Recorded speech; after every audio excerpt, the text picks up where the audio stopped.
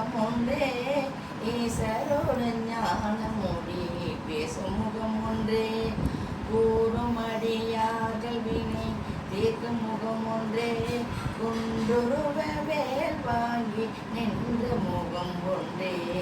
கூறும் அடியார்கள் வினை தீர்க்கும் முகம் ஒன்றே, குண்டுருவ வேல் வாங்கி நின்ற முகம் ஒன்றே, மாறுபடு சூரரை வதைத்த முகம் ஒன்றே, வள்ளியை மனம் புணர வந்த முகம் ஒன்றே,